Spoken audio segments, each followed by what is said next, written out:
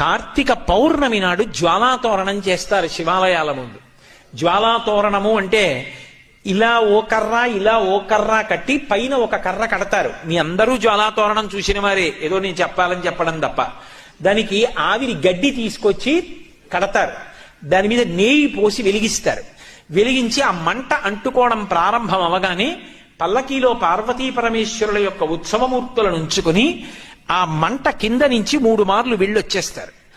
ఎందుకు అలా వెడతారు జ్వాలాతోరణం కిందటి? పాపము చేసి శరీరాన్ని విడిచిపెడితే ఆ జ్వాలలతో కూడుకున్నటువంటి తోరణములోంచి యమసదనంలోకి వెడతాడు.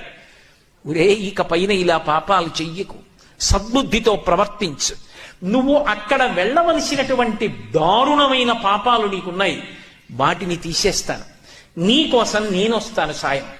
ఇక్కడ నా ఆలయం ముందే జ్వాలాతోరణం జరుగుతుంది. అక్కడ ఏ